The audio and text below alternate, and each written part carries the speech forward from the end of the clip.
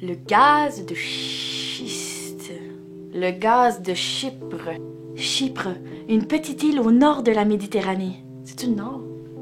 Non, c'est pas ça. Gaz de schiste, shit. Et quand je dis vulgarisation, je dis pas ici de rendre le mot gaz de schiste vulgaire en y introduisant des mots comme plot. Gaz plot de schiste. Mon Dieu, as-tu vraiment dit ça? Soyons sérieux. Qu'est-ce que le gaz de schiste? Est-ce que c'est le nom d'une nouvelle maladie vénérienne? Pourquoi on en parle autant? Que c'est de quoi l'affaire? Tout d'abord, le gaz de schiste est quelque chose dont la plupart des concitoyens se contrecrissent ou même ignorent l'existence parce qu'ils sont trop occupés à focusser sur ça. Je vais prendre la valise numéro 6, s'il te plaît. 6, Marie-Pierre. Tu l'ouvres-tu ta crise de valise? Ou sur ça. Ce soir, à occupation double. Je suis pas une Barbie qui cherche un Ken. Moi non plus. Je veux pas d'un Ken qui cherche une Barbie non plus. Est-ce qu'il y a eu des rapprochements entre John Kimberly Kiwi puis Marie-Angéline de la Toundra? Et la bonne réponse est on s'en calisse. Ben non, c'est toujours moi, je joue un personnage, là. Comme Anna Montana. Ben non, c'est juste un perruque. Je vais mettre mes lunettes, ça va faire plus sérieux. Le gaz de schiste est un type de gaz naturel, un mélange d'hydrocarbone que l'on retrouve naturellement sous forme de...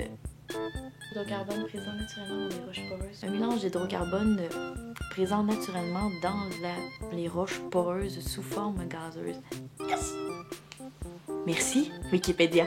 Depuis un certain temps, ce monsieur, le président de l'Association pétrolière et gazière du Québec, s'est mis en tête d'exploiter le gaz de schiste dans notre belle province. On va être le fun, on va pouvoir vendre ça à l'étranger, rendre le Québec rentable, bla bla bla. Quelle superbe imitation d'André Caillé.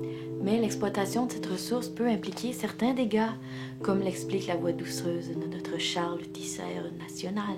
S'il y a des fissures dans la gaine de ciment, à l'endroit où se trouve la nappe phréatique, le gaz et les liquides contaminés peuvent migrer vers la nappe phréatique. Nos voisins américains ont déjà tenté l'expérience en Pennsylvanie, et les résultats ont été plutôt décevants. Mon cousin a posé 2 pichets d'eau brune sur la table de la cuisine.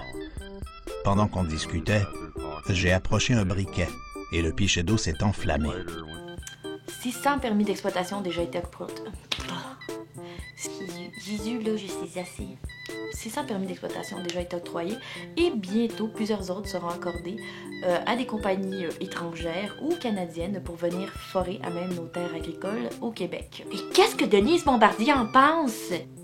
On s'en calisse aussi. Et voici un graphique simple pour comprendre l'astuce. Argent égale gaz de schiste. Et tant qu'il y aura ça, argent, voici ce qu'on nous répondra. Fuck you. Hey, ça, c'est de la vulgarisation. Alors, notre avenir repose entre très peu de personnes, mais des personnes très, très, très riches. Tching! Hey, c'est des euros. Alors, bras en l'air, les amis, on n'a plus à craindre 2012. C'est avec des idées comme ça qu'on est capable de foutre en l'air notre propre planète. Yay! Destruction!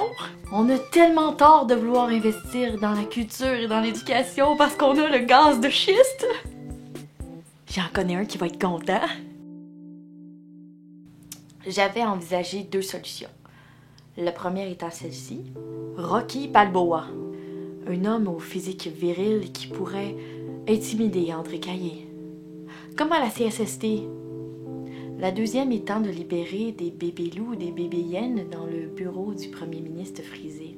Mais le but était d'abord d'informer le vieux louche que j'ai croisé dans le métro la semaine dernière et qui m'a censuré à l'oreille. « Madame, c'est quoi cette affaire-là de gaz de schiste? » C'est fait, mon brave.